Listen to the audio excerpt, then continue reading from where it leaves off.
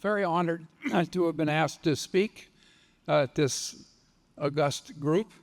When I was asked to talk about HAZUS and seismic evaluation of existing buildings, it was not clear to me what the connection was.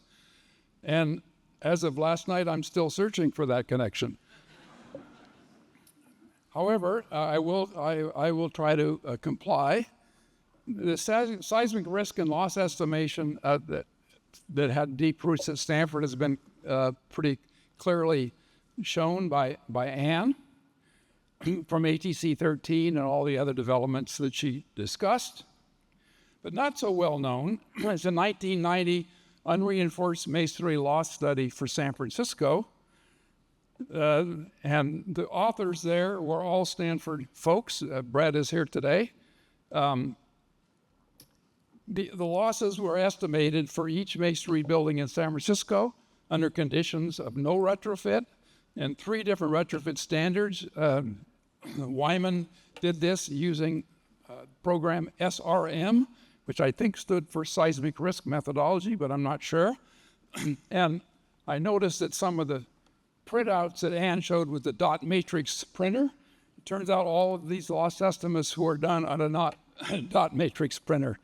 In any case, that study, apparently, I couldn't figure out what other connection I had, landed me on the HAZUS Development Committee run by NIST in 1992 to 1997, along with these other folks on the list, including Bob Reiterman, who is in the audience, maybe others, I don't know. That committee wrote specifications for a methodology for what FEMA wanted, some sort of a national seismic loss estimation methodology. And we oversaw the selection and development for testing contractors and development contractors based upon submitted qualifications. Well, an RMS team was actually selected, including a significant Stanford contingent. You can see the names there, many of whom are here. And Charles Kircher was the project manager of that development project. The significant thing that many people maybe not realize in HAZUS was the structural loss methodology development, which was led by Charlie Kircher. And unlike previous loss models, mostly they were based on MMI demand, the method used the more quantitative measures of ground shaking, like response spectra, and then analyze the model building types in a similar manner to the engineering analysis of a single structure. And what you needed primarily was a pushover curve, or similar to a pushover curve, which could be estimated by engineers for most buildings. So that enabled modeling of structural types without the need for damaged field data, which was typically not available. So 25 years later, other natural hazards were added to HAZUS. And this was some release notes. The last one was in November 2024. And it's significant that the structural loss methodology has been unchanged or unimproved. Then don't take that the wrong way. It's been on Sunday. Some of the legacies of HAZUS is that it enabled, as originally intended, dozens of regional scenario loss estimates for planning purposes, including a famous one in the San Francisco Bay region for the centennial of the 1906 earthquake, which included some unique structural types, both deficient buildings and retrofitted buildings, which were enabled to be put in HAZUS because of that structural loss methodology that enabled smart engineers to come up with all the things you needed to get loss estimates. HAZUS was also used by FEMA for the basis of annualized seismic loss estimates for the U.S. And it's pretty small print, but you can see in Table 3.1 that the earthquake issue in the United States is primarily California by a factor of 10 or more, and certainly for the West Coast. But these reports have been put out every couple of years for years, and the changes, they don't change that much. Obviously, the zone or the hazard changes a little bit, and the inventory changes a little bit. Less known, the HAZUS structural loss methodology, typically also generated by Charlie Kircher, was used to calibrate the scoring for FEMA's rapid visual screening methodology. There were some issues with the original numbers. I won't get into that. But the rapid visual screening was meant to allow engineers to walk down the street, look at buildings, try to figure out any big deficiencies in the buildings, and then through an elaborate scoring system to come up with a score for priority for further studies. And those numbers, of course, depended upon what would happen under certain of those deficiencies, and the HAZUS methodology was used to come up with those numbers. Similarly, the state of California passed some laws about hospitals that some of you may be familiar with. It was delayed many, many times, and everything was trying to figure out how to solve these economic problems. And at one point, OSHPD, the state agency, said we have to set priorities for certain hospitals. And how can we do that? Well, again, the HAZUS methodology was used and actually put in the code this massive table here, which the left column shows typical deficiencies found in standard evaluation procedures, and off to the right are all of the parameters you need to come up with a HAZUS analysis. And that generated what was a collapse probability, but nevertheless it was a number that allowed you to prioritize these buildings. So now, how do I translate or transfer from an HAZUS to existing buildings? Very easy. I just turn the page. So evaluation and retrofit of existing buildings, development of standard. Everybody now knows about ASE 41. It was early performance-based. I mean, performance-based engineering was kind of known as a terminology, but nobody really knew what it meant. But rather than going forward, as you see these pictures often, I'm going to go backwards to the various documents that were done before in the development with ATC 33. And before that, though, was ATC 28. FEMA was very paranoid about developing a whole new standard for existing buildings. And they said, what happens if we spend all this money and then it turns out there's some fatal flaw and we've forgotten something and the whole thing goes away? So they developed a project called Issues and Resolutions. That was ATC 28. There was a lot of workshops.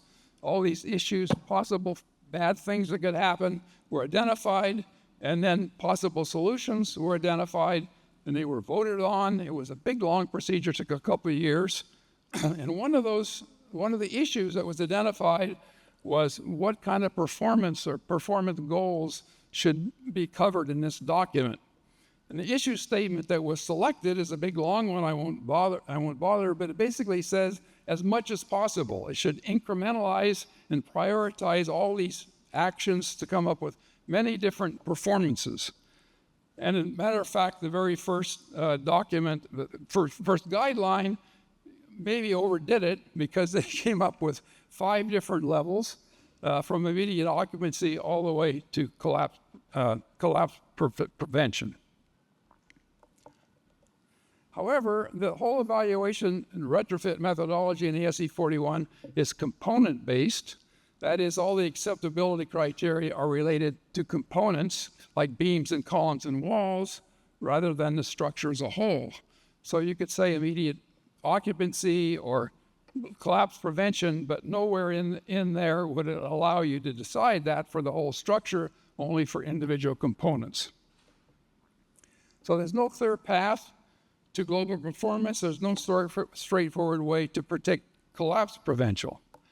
But recently, in the last 5 or so years, it turns out collapse or avoidance of collapse has become a primary yardstick in standards and other procedures.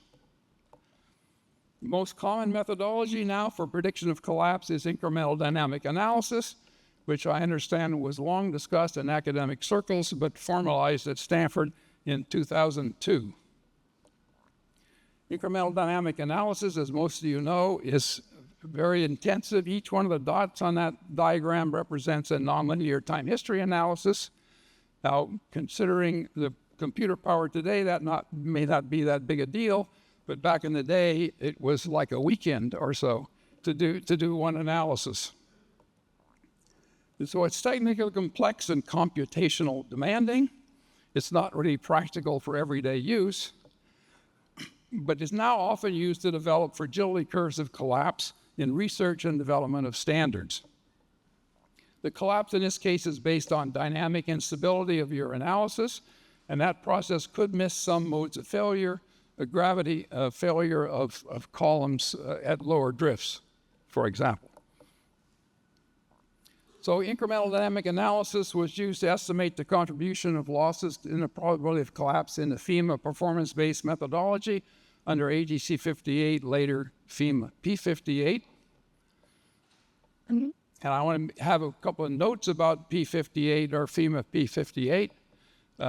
The methodology was completely probabilistic, stemming from concepts previously developed in Peer and heavily influenced by Alan Cornell and Helmut Karwinkler. In fact, as already mentioned, all the way leading back to one of my professors, Jack Benjamin. The entire FEMA P58 methodology was later developed for commercial use by Kurt Hazelton and Jack Baker in SP3 RISC. It was also used for a groundbreaking ATC project, FEMA, which turned out to be FEMA P695, called quantification for seismic performance factors. These factors that were attempted to be quantified have been used in the building code since ATC 3 without quantification. They were all judgmental factors. And this project was also led by Charlie Kircher. It's now effectively in the code. This is an excerpt from ASE 7 commentary. I won't read the whole thing, but basically the conditional probability of 10%, which is in there as an acceptable criteria, is based on a P695 methodology. So has been a big breakthrough. That project is actually under update as we speak. The collapse potential of non-ductile concrete buildings has been studied in the AT78 project. Abby Lale and others, the others including myself, Peter Summers and Jack Bailey, developed a simpler method to estimate the probability of global collapse in non-ductile buildings. This method directly considers the loss of gravity support from individual columns and walls due to drift. This method was intended to be everyday use in rankings and prioritizing buildings for mitigation.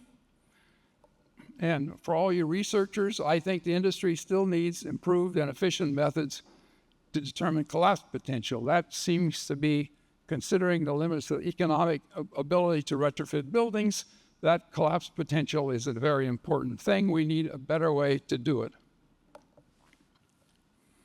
So the Stanford Seismic Retrofit program itself, talking about existing buildings, many of the developing analytical and construction techniques for retrofit of existing buildings were tested and refined in Stanford's own buildings. Notably, all the buildings on the main quad, including the iconic arcades. Now, some of you might say, what are the deficiencies in those arcades? Well, we didn't have to do a nonlinear time history analysis to figure that out, because we had all of these examples of how the arcades themselves could fail. Now, of course, there's also the buildings on the quad that are also sandstone, but I'm going to concentrate only on the arcades.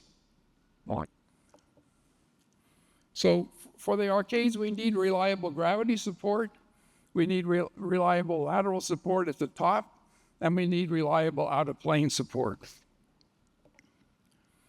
The arcades, by the way, are not all the same. We have double column cases with a space in between, which all of the front of the arcade was originally. We have double columns with a little wall in between. We have variations, configuration of the lateral support at the top. Sometimes they're next to a building, which we can use for lateral support. Unfortunately, sometimes there is no building next to it. What do we use for lateral support in those cases? So these are all the different conditions. The single columns in the inner quad were always next to a building, so we could use that for the top support. But whoops, there's a memorial court. It has single columns, and there's no buildings next to it. So how do we support the top there? You have to tune in next week, because I don't have enough time to tell you the answers to all those. So let me give you quickly some of the retrofits. The first corner building was done in 1960, was a math corner. It turns out I was an undergraduate here. If I would known that 15 years later I'd be the engineer on history corner, I would have paid more attention. But so the retrofit in those buildings was to insert a steel tube column between those two columns that I showed you that had the space in between. That steel column provided the vertical support and the out of plane support. The inner width of the stone was taken off and shotcreted, and at the time, as you can see, the stone was never replaced, so it's just kind of an ugly tan plaster. So that was in 1960 in math corner. History corner was done in 1975, and those two corners and most of the north arcade, the front arcade, are done in this way. The retrofit much later, you can see the double columns with a space in between is maintained, and the stone above the arches, as you can see, are also maintained. How do we do that? Well, we replace the sandstone columns with precast concrete. We remove the inner width of sandstone, shotcreted it, and shaved the inner width stones down and replaced the stone.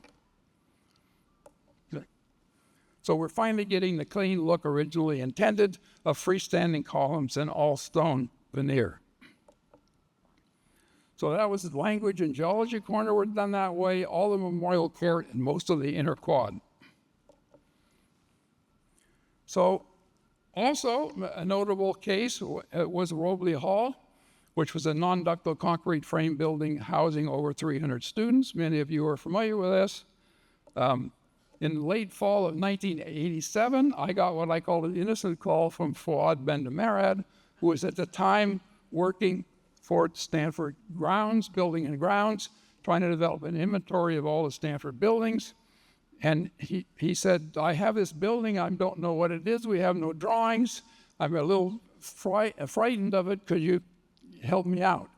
So we did what we could, and we resulted in the discovery of an early non-ductile concrete frame building with clay tile infill, not sandstone, but clay tile, swell. So a short evaluation concluded the building was a high seismic risk. This led to a high-level meeting, including the common questions that any of you practicing engineers will recognize from owners. Are you engineers just being conservative? High risk relative to what? How bad is bad? Well, I was prepared, so one picture of an almost identical building at the VA hospital after the San Fernando earthquake answered all the questions. So the answer from that meeting was, close it down over Christmas vacation, relocate all 300 students, and have it retrofit and reopen as soon as possible. So what we did was replace 2 rooms in each wing with a concrete tower. The tower was still a room with a door. So there are certain students in those buildings that are much safer than all the other students. So this was all done in a little less than a year, but it was remodeled, so it took a little bit longer than that. But the buildings were undamaged in the Loma Prieta earthquake in October in 1989, which was only a short time after the building was opened. Thank you.